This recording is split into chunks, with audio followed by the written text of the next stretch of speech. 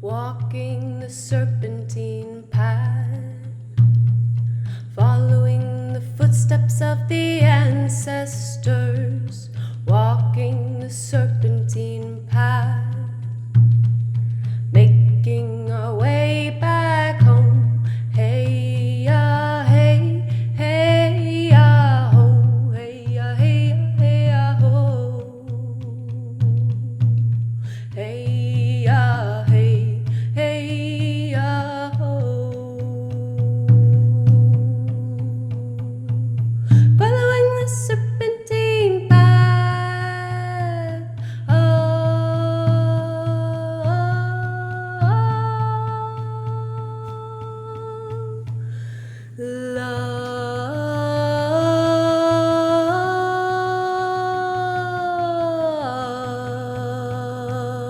Life. Hello, everyone, and welcome to the Serpentine Path Podcast. My name is Claire Wowdy Yassid, and I will be your guide on the serpentine path of life. I'm a songkeeper, plant walker, storyteller, word weaver, artesana, visual and performance artist, daughter, granddaughter, sister, lover, student, and friend, among many, many, many other things.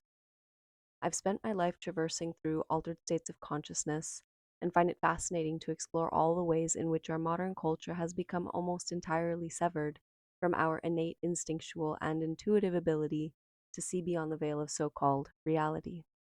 In this podcast, I will be sharing my own personal stories and insights regarding all things related to plant medicine, the birth, death, rebirth cycle, ancestral reconnection, intergenerational healing, womb sovereignty and bodily autonomy, dreamwork, rites of passage and initiations, time travel, shapeshifting, dimension hopping, and the reclamation of our collective earth based practices, all of which I consider to be portals into altered states of consciousness. I thank you with my deepest respect and humility for taking the time to open your ears, your minds, and your hearts to what it is that I have to share. The telling of one's story is an intimate and vulnerable experience. It is also, in my opinion, one of the most powerful, illuminating, liberating, and healing medicines that a person can offer to the world. Hearing the cadence in a storyteller's voice, their laughter, their tears, their tone, their pauses, their pain, their joy, their curiosity, and their heart's song is something that can only truly be experienced by way of oral storytelling. Thus, in honoring the storytelling lineages of all of our ancestors, I offer my story to you now. In another world, another time, another dream, we're all sitting together in front of a big fire, passing our visions across the flames and receiving the medicine in our hearts. So, again, welcome to the Serpentine Path, where the ancestors have called us back to. Let's start at the end and find our way back home together.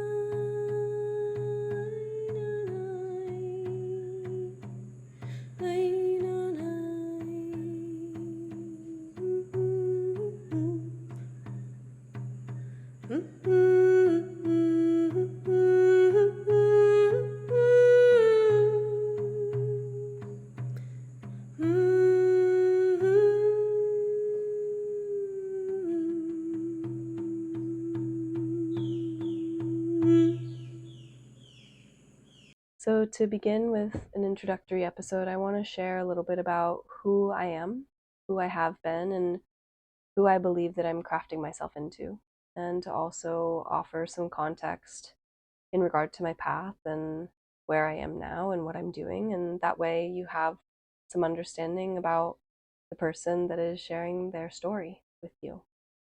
So, to begin, I'll share about my ancestry. My ancestors all come from the Celtic and Germanic peoples of Mother Europe. So over the past 400 years, my ancestors all migrated at one point in time to Turtle Island from their original territories of Switzerland, Germany, France, Ireland, Scotland, Wales, and England. And I myself was born and raised on Turtle Island, so-called United States of America. And I grew up in Colorado, which is occupied Arapaho, Ute, and Cheyenne territory. And so as a child, I was like all children in that I was extremely sensitive and very intuitive and picking up on everything around me. And I say that I was like every child because the fact of the matter is that all children live in this altered state of consciousness for the first 7 years of their life. Little babies from birth until 2 years old are in delta frequency, the brain frequency, which adults are only actually able to access through really, really deep relaxation and a very strong meditative practice. It's actually very difficult for the majority of adults to be able to shift into delta frequency. And then from 2 to 7 years old, children and toddlers are all in theta state, which is like the second lowest or second deepest brain frequency. And this is the frequency that is like the subconscious mind, the twilight state between awake and asleep, the vivid visualizations. And adults only reach this, again, through deep meditation and light REM sleep. And this altered state of consciousness, both of these, of like delta and theta, are what little children exist in all of the time. And this is, as I said, the gateway to the unconscious universal mind, a spiritual connection, oneness with the universe, creativity, exceptional insight, deep-seated programming, all of that. And I would also say that this is the world that children live in, where imaginary friends are not imaginary. They're spirits and their ancestors, they're beings of the earth, they're fairies, and they're able to see beyond the veil of what all adults have been conditioned to block out. So I was like every child in that I was really seeing all of the different worlds, and I was time traveling and dimension hopping and exploring all of these realms. And then, like pretty much all children in our modern culture, as I moved into my puberty years and adolescence and young adulthood, that was really beaten out of me through our modern culture that says those things are not real and really intellectualizes instead of intuits our lived experience. It's interesting to me though, because in my early adolescence, kind of like my, probably ages 11 to 20, I would say, I was really deeply involved in a lot of different spiritual practices. I just kind of bounced around from one to the other because I was technically baptized Episcopalian, but I did not grow up going to church. And my parents gave me all the freedom in the world to explore whatever I wanted to explore when it came to religion and spirituality and all these different practices. And so I was really hungry and voracious and excited about learning about different traditions and cultures from around the world. So I went through, goodness, so many different religious phases. I read the entire Torah and the New Testament. I read the Quran. I went pretty deep into a lot of different Hindu practices, went deep into Buddhism, Taoism, Wicca for sure. What else? A lot of kind of indigenous practices were fascinating to me, indigenous from the Americas. I was just fascinating. I wanted to learn everything about everything. And so that, I feel, was something that I held on to, that curiosity and that knowing that there's something beyond this reality. There's something else there. And just because my culture currently doesn't support that deep intuitive knowing, I know in myself that there's something there. And so I'm gonna hold on to it in myself. And so moving into my later teen years, when I was 16, I got put on birth control, hormonal birth control, the pill. which anyone who has gone through the process of going on and then off of the pill, I'm sure can really understand what occurs chemically, physically, spiritually, mentally, emotionally when you start taking something that so drastically changes the natural hormonal blueprint and matrix of your body. And so for those 5 years, it's actually fascinating to me when I think about this. During the 5 years that I was on hormonal birth control, 4 of those years I was actually in a pretty abusive partnership, long-term partnership. It was my first real relationship. And I can attribute that to many things, but one of the big factors was certainly being on hormonal birth control for a really long time and really being so shut down from my innate knowing of who I was, my core being. Birth control really transforms your experience of your moods, your understanding of who you are, what your values are, what's interesting to you, what you're excited about. I felt like I was just in a completely gray world. And I did feel really disconnected from spirit during those years. I felt really obsessed with just being perfect and doing the right thing and appearing like someone who had it all together and someone who knew what they were doing with their life. But I had no idea who I actually was. And I can attribute that feeling of being really lost, to a lot of things. But I look back on it now and I know that birth control had a really, really, really drastic impact on my sense of self, and particularly my intuition. It severed me completely from my intuition. And I know that because when I got off of birth control, my intuition came back online and my life transformed drastically. So when I was 20 years old, I was still on birth control at this moment in time, but there was something that kind of jolted me awake. And this was a moment that completely changed my life. It brought me back online. And basically what happened was I was in my last semester at university in this class called Complementary and Alternative Mental Health Studies.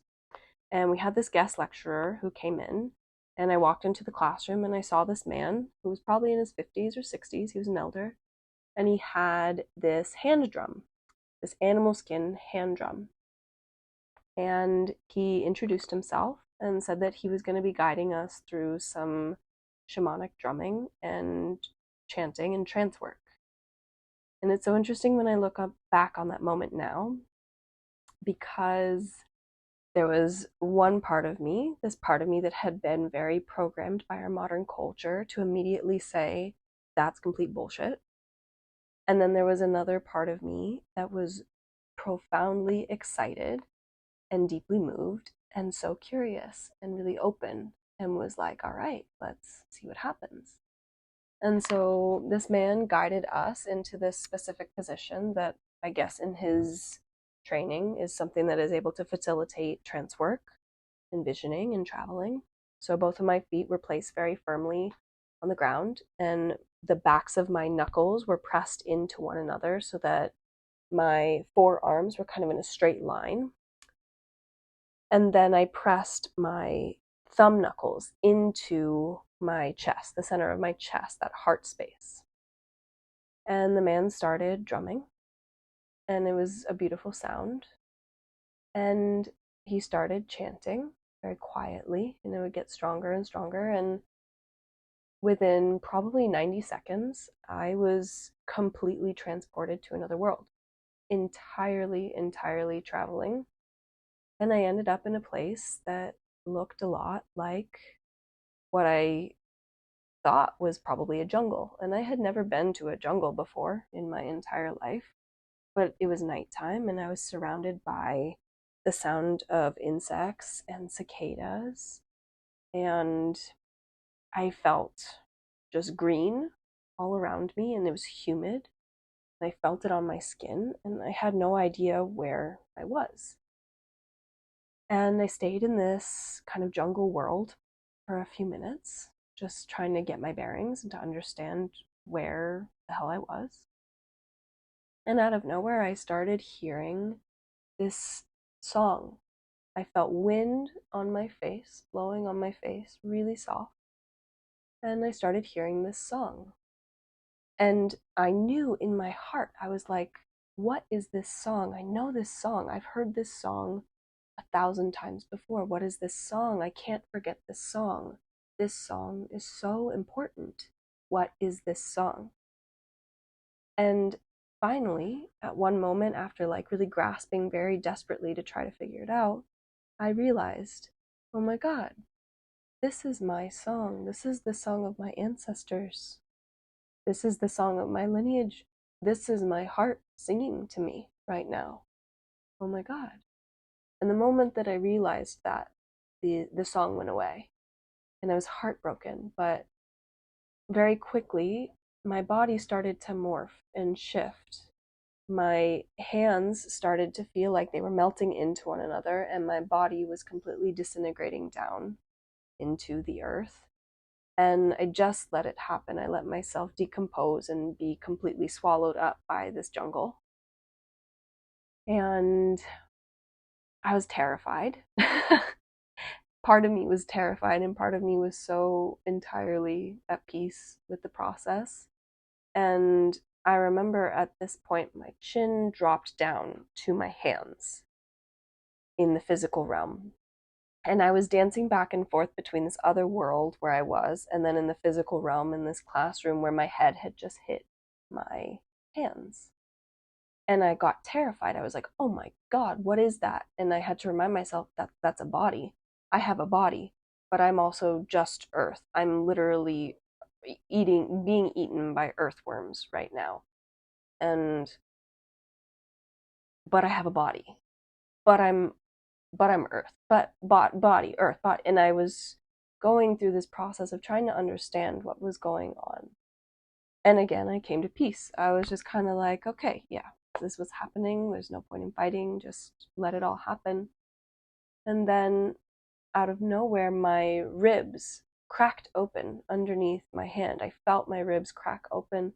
And there was this beautiful little white bird that was spreading its tiny little wings and fluttering and kind of dancing with the sun glowing into its chest. And it was opening up again. And I felt this openness and this lightness in my chest. And I was smiling, and the drumming stopped immediately. And the man stopped his chanting and his drumming. And I was like, whoa, what the fuck just happened? And I kind of came back to myself, and I was still moving through that altered state of consciousness while my spirit was trying to travel back into my body. And the man asked if people wanted to share about their experience. And it was so interesting. I was listening to people talk, and people were really just saying, oh, it was relaxing, or I was really bored, or that made me really uncomfortable. I hated the sounds, or I didn't feel anything, or it just made me anxious. And I was so confused. I was like, did no one else just travel to like a literal different world?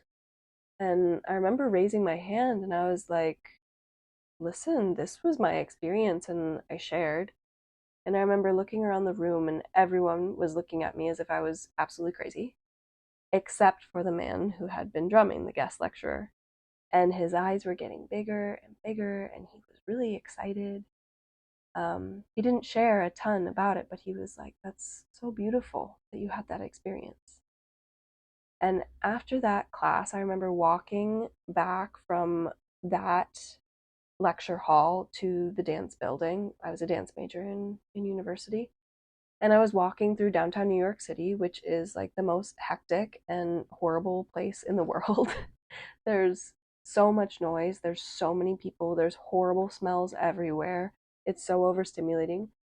And yet I was walking through the city with the most peace that I had ever felt in the world. I felt like there was this divine, beautiful orchestration moving the entire city. I could feel the rhythm of the trees and the wind against my skin, and I was just like floating. And I got to the dance building, and I remember being in my dance class, like a contemporary dance class, and my body had never ever felt like that dancing. I remember lying on the ground before class started and just stretching a little bit and felt my body sinking all the way down through the building, through the concrete, into the ground with these deep, deep roots into the earth. And I felt as I was moving in this class, going across the floor, doing the combinations that the professor had given us, I felt like I was completely shifting all of the elements with my body and with my energy.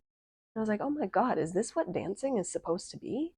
This is it. It's not all about just perfect lines and beautiful technique and being, excellent. It's actually about conjuring something so much bigger than us. This is dancing? Wow. I've been dancing for, 16 years at this point, and I never knew. Holy shit. And so this moment was kind of the trigger point for everything that then ended up happening in my life over the past 8+ years, I guess, because yeah, I was 20. Past 8+ years. So, long story short, throughout that period of time, I was going through really, really deep unlearning processes. And I had very little guidance for the first portion of this deprogramming journey.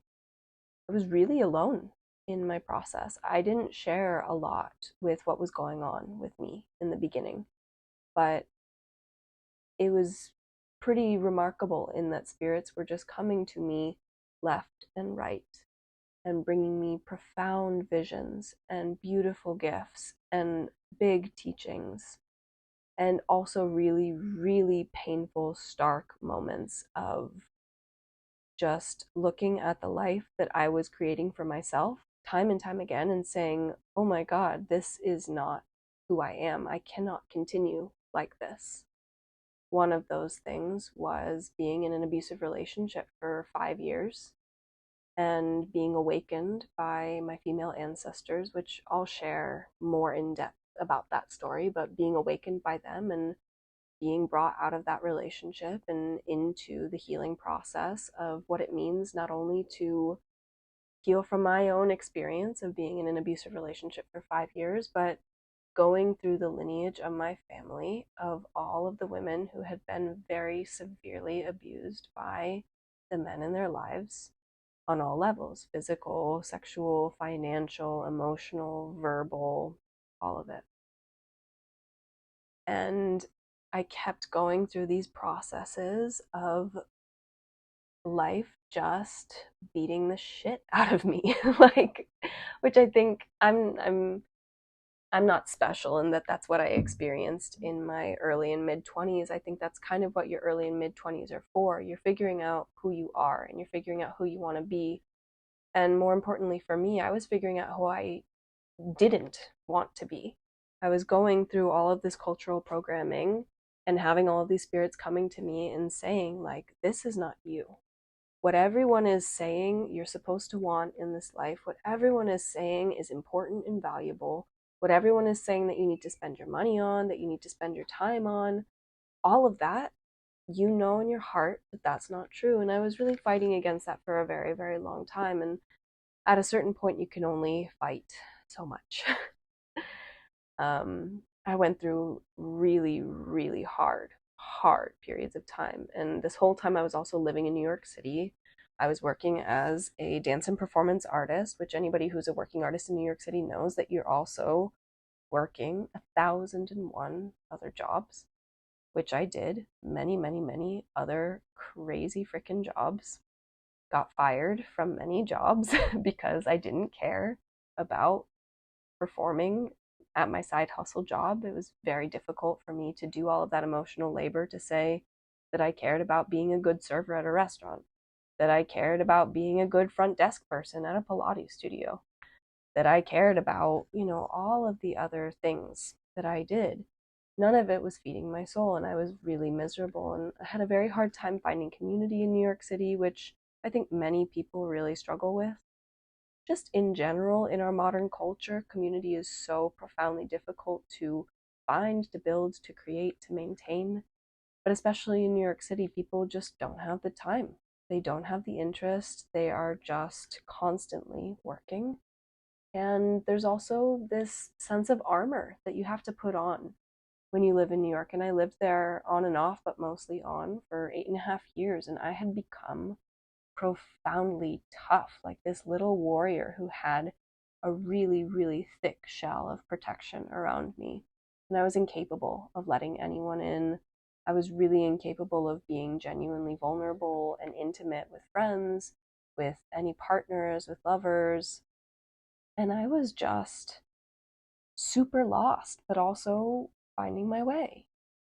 And I had a lot of beautiful connections that came during that time that I'm immensely grateful for. Beautiful teachers that came in and out of my life, beautiful mentors that were perfect for me at that moment in time. And I also went down a few really dark paths in my trying to find myself. And I got really, really lost. I struggled a lot with substance abuse, especially when I first got out of my abusive relationship. I was just in so much pain from what I had experienced for the past 5 years. And the only thing that helped me stay calm in any way was actually just drinking a lot of alcohol and doing a lot of drugs because it helped me numb out what had happened to me. I got really, really lost in a lot of gender dysphoria, what I considered at the time to be gender dysphoria. I don't see it that way now, but I had always struggled with my gender since I was a small little girl.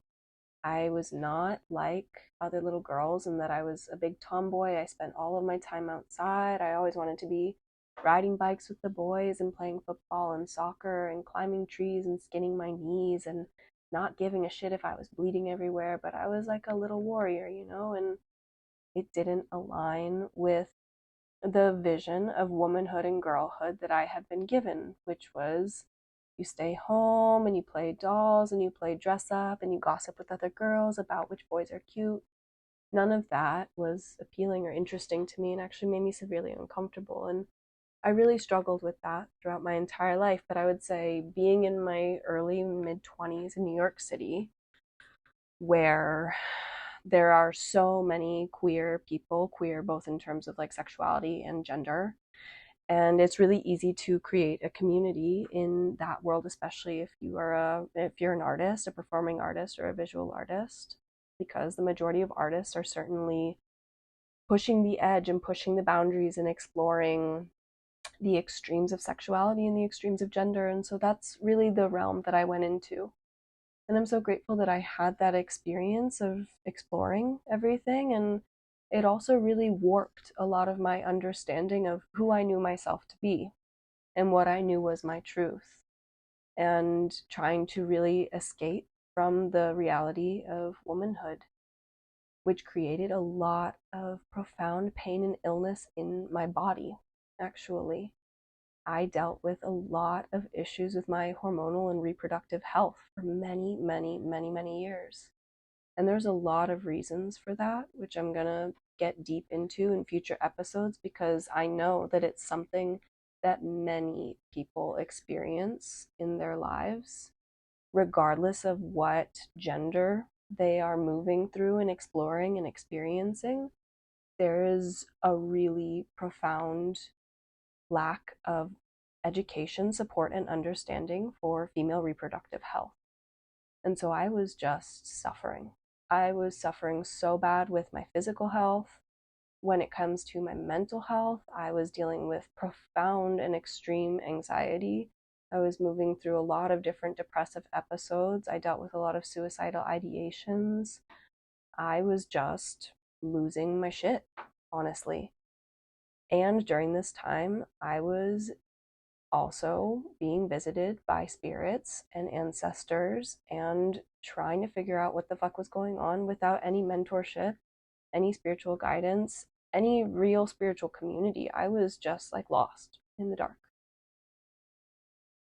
And so, thankfully, when I was 24 years old, I found myself on my way to the Colombian jungle, in a region of the Colombian jungle called Putumayo.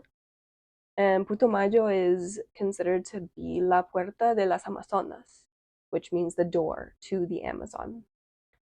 So I ended up in Alto Putumayo, which is the upper mountains, because a friend of mine at the time had been drinking the medicine of ayahuasca, which the Colombian brew of ayahuasca is called jahe. So she had been drinking jahe with a taita. And a taita is the term that they use for the shamanic practitioners in Colombia. So I ended up making my way through the Colombian jungle, about 4-hour trek into deep, deep jungle, walking in mud that was like up to my knees, carrying a backpack on my shoulders. I didn't speak almost any Spanish at this point in time. And I sat in ceremony for over a week with this man who was an elder from the Kamsa people of the Sibundoy Valley. And I remember when I was offered my cup of medicine, my cup of jahe, I felt it touch my tongue, and I said to myself, oh my God, I want to drink this medicine for the rest of my life. And I had absolutely no fear with my first cup of jahe, which is hilarious because knowing what I do know now about jahe, I had a lot of reasons to be scared. The path with jahe is not an easy one. It is profoundly difficult, actually, and it has pushed me far beyond what I thought I was capable of, what I am capable of. But in that first cup, I had absolutely no fear. And so I stayed with this man, with the group of people, with his wife and his daughters, and I drank jahe that entire week, night, morning, night, morning. I would fall asleep after ceremony, get maybe 2 hours of sleep, and I'd wake up to this man holding out a cup of medicine to me and saying, here's your breakfast. And I was like, bro, you're gonna freaking kill me. But I kept going, like aguantando, which means like just persevering forward, continuing on, and it was so beautiful because through the medicine of jahe, I started to really find my voice as a singer. So my mother is an incredible singer, a beautiful, beautiful singer with an unbelievable voice. Her whole life, she was a singer, and she didn't do it professionally, but she sang in choir, and then she sang in an a cappella group in college. And my entire childhood, I remember her singing me to sleep, and that's a gift that she passed down to me. But my whole life, I had always been the dancer, and that was what I was known as, and that was my entire identity as an artist. But in the very first ceremony that I ever had with jahe, the leader of the ceremony was playing the guitar, and he was singing in Spanish.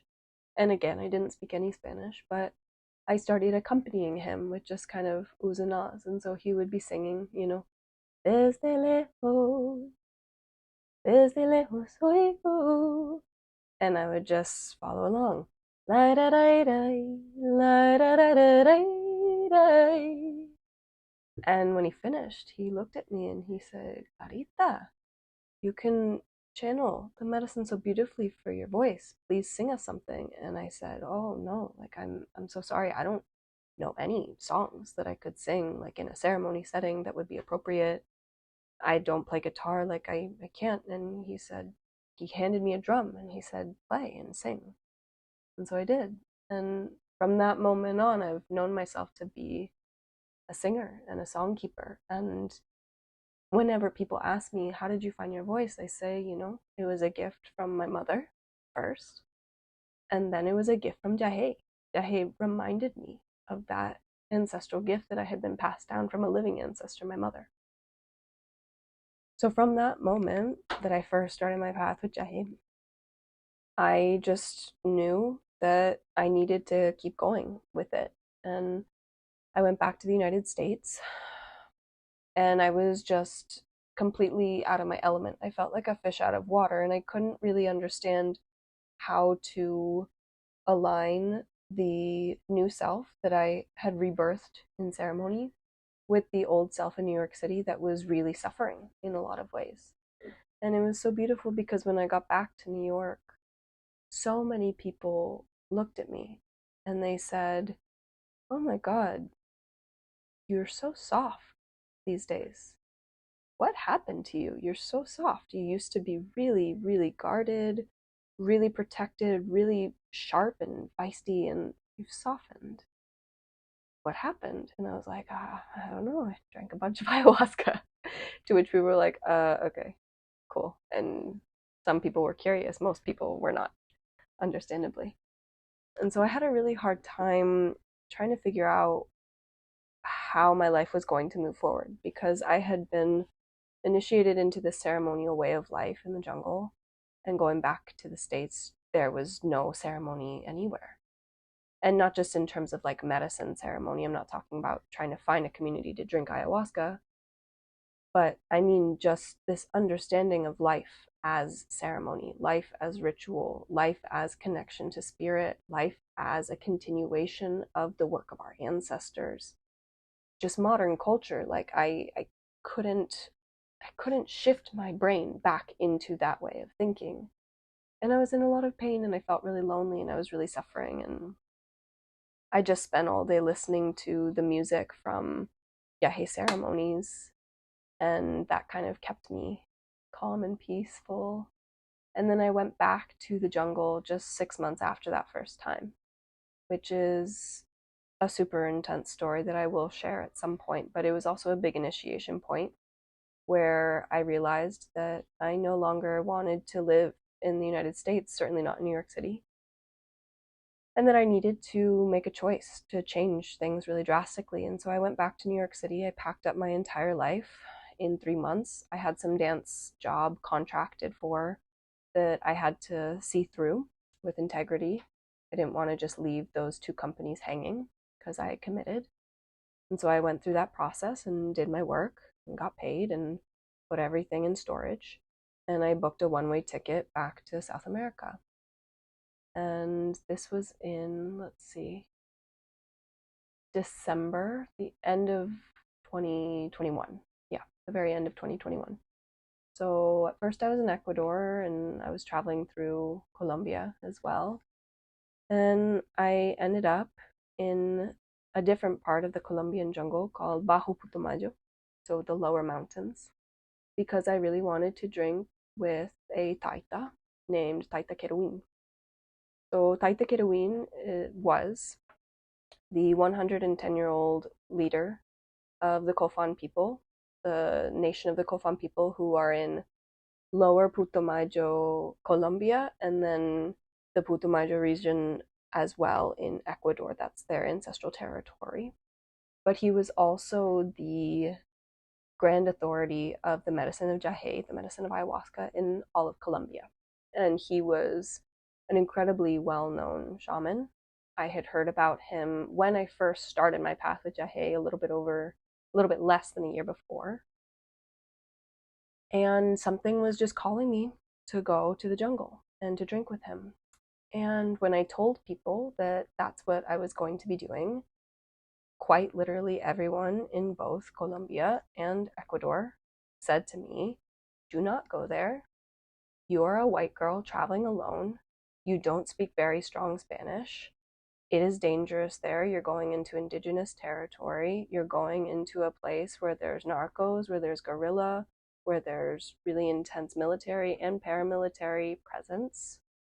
Don't go. And I was just like, don't know what to tell you. Like, I'm going. I have to. There's something there. I have to go. And I trust. And so I did. And I went. And I met my teacher, Abuelo Keruin. His full name is Keruin Alvarado. And I met his wife, who was also my teacher, Abuela Maria Magdalena Toikema. And Abuela Maria was from the Muroi people. She was a matriarch from the Muroi. And the Muroi were deeper into the Amazon. And so I met my teachers.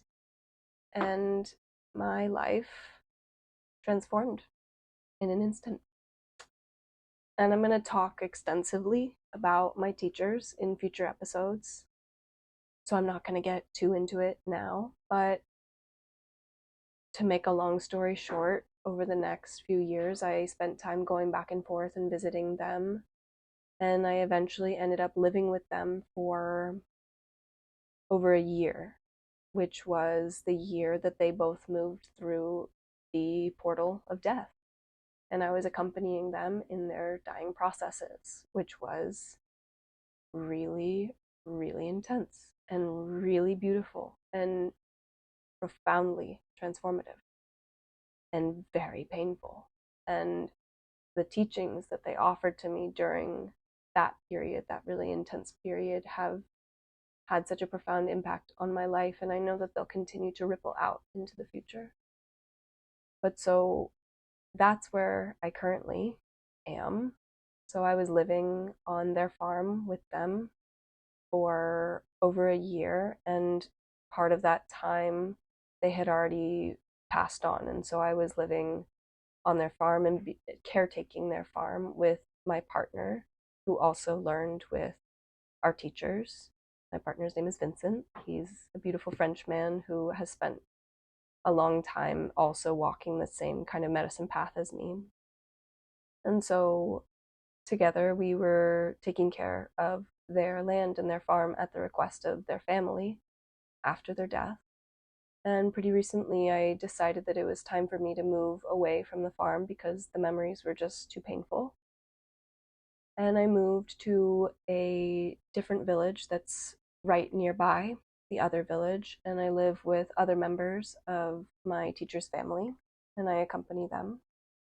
And I'm incredibly lucky to have the guidance and support on my path that I do, to be able to be in ceremony, to be able to heal, and to learn and to unlearn, and to reconnect with what many different traditions refer to as like the original instructions. So, a way to move forward in life with integrity, with clarity, with honesty, and with respect for all living beings, respect for all of the ancestors, respect for all of the territories. I think my life has been particularly intense, but I also don't think that my life is more intense than anyone else's. I don't think that I'm necessarily special. I think that I've taken a path that few people have taken before, but I also recognize that everyone's lives are really rich and full and profound, and everyone's stories are really valuable. But when I think about my story, it is not so common in that, I'm a white woman. I don't have any ancestry from Colombia, from Ecuador, from the so-called United States of America. All of my blood comes from Europe.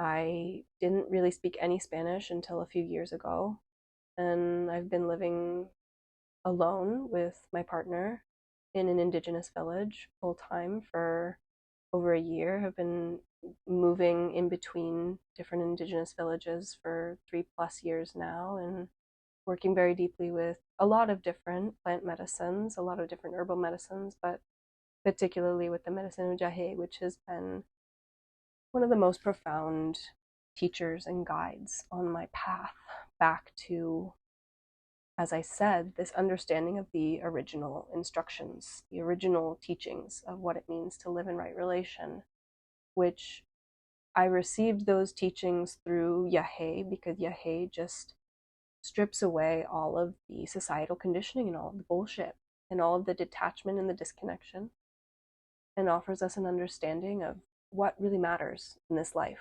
Well, to be in right relationship with the earth and with all living beings, with all plants, with all animals, with all of the waters and the mountains, with all of the forests and the trees, to be in right relationship with ourself, be in right relationship with our family members, particularly our mothers and our fathers and our grandmothers and our grandfathers, all of our elders, to take care of the children, every child. Does not matter if that child is related to you by blood or not, but to protect and care for all children, to be in right relation when it comes to romantic and intimate and sexual relationships, which I think is extremely warped and distorted in our modern society for a lot of reasons, and I'll go deeper into that in a future episode.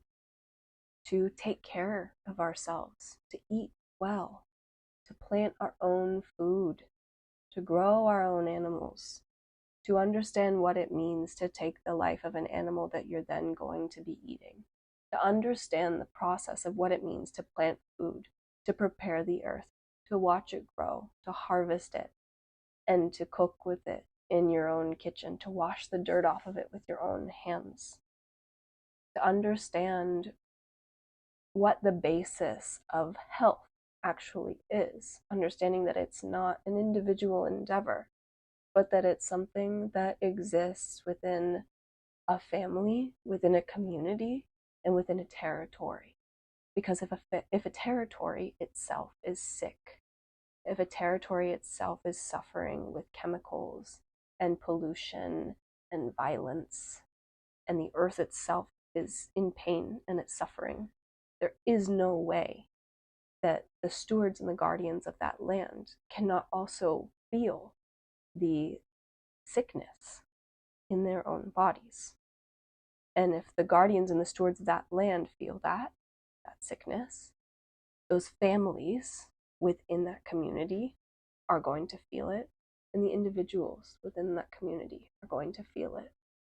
And so understanding those original instructions that move out from the territory in, and also that begin within us and move out towards the territory, this constant cyclical, spiralic nature of interconnectedness, understanding that we are entirely, deeply interwoven with every single being that walks this earth.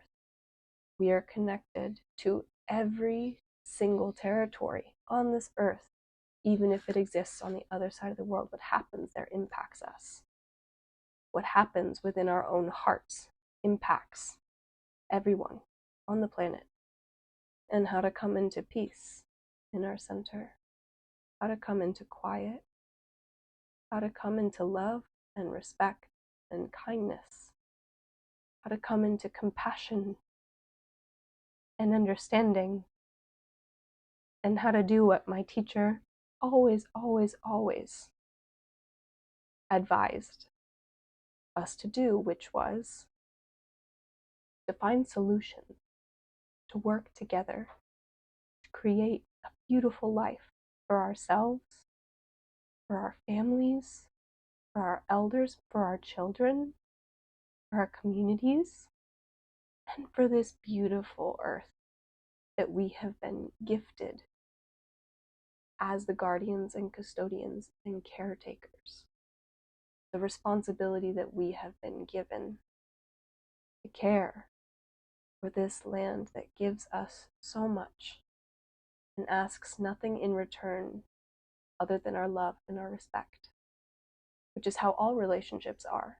The only thing that relationship genuinely asks of us is love and respect.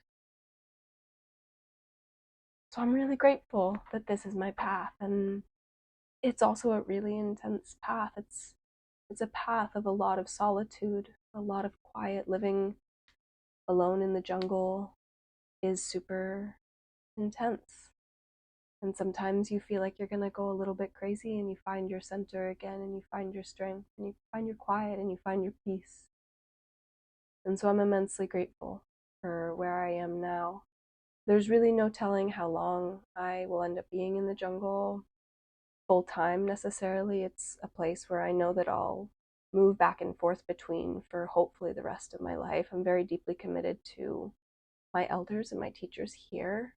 I'm deeply committed to being a bridge between the worlds, or being able to help kind of translate different world visions, with the understanding also that there's so much and so little that I know, and to just do my best to share where I am and who I am now at this point in time, with the hope that it can offer a sense of camaraderie and solidarity and peace to those who are willing to listen.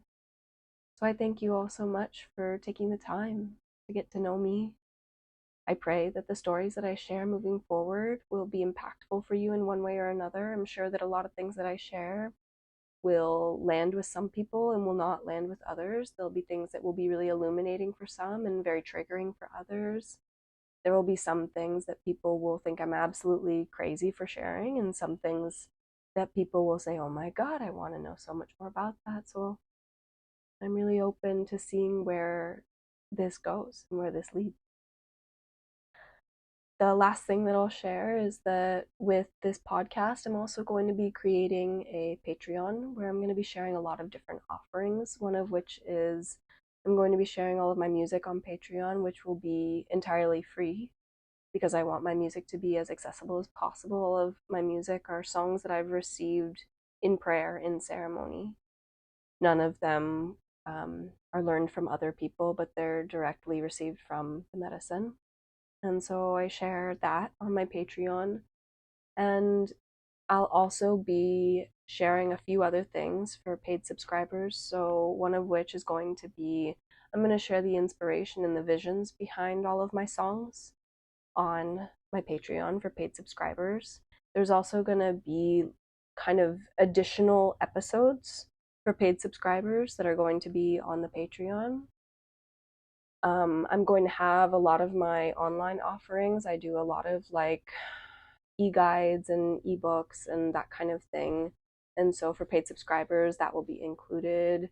I have like big master resource lists regarding a lot of things when it comes to just health in general, but specifically the things that I find interesting with health, which is like ancestral eating, womb care and reproductive health, birth sovereignty, postpartum care, herbalism, plant medicine, and a lot of other things. I'm going to be doing a lot of different herbal offerings as well, herbal medicine offerings, and so that will be available to patrons in those paid tiers. So I will close by just sharing with you all a little bit about the extended Patreon episode that I'm going to be offering for subscribers that accompanies this introductory episode. And I decided that I wanted to give a little bit more background info in regard to the inspiration and creation and culmination of this podcast. So I share a little bit about why I chose a podcast format and an oral storytelling format to share my stories over another medium such as like writing or film or other things that I had considered.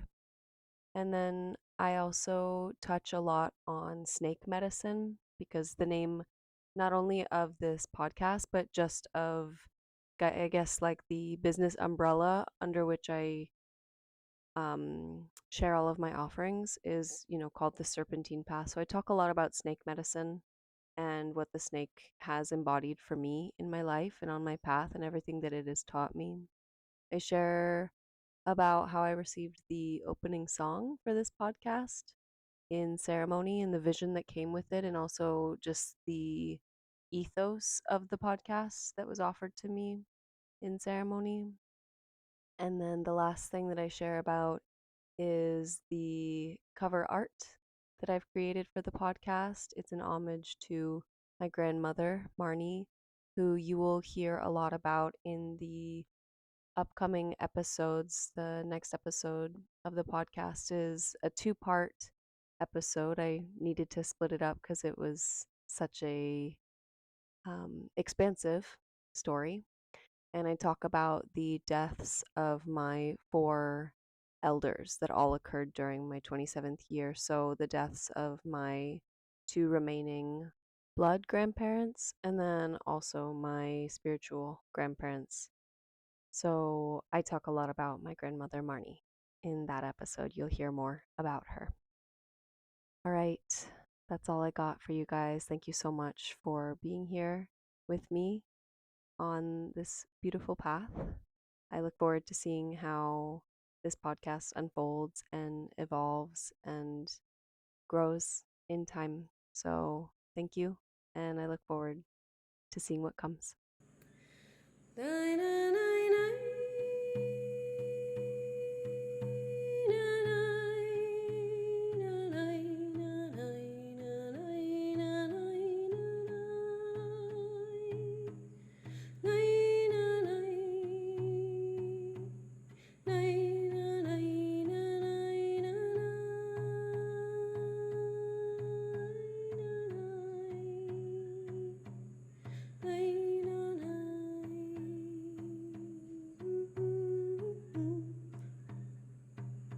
Mm-hmm.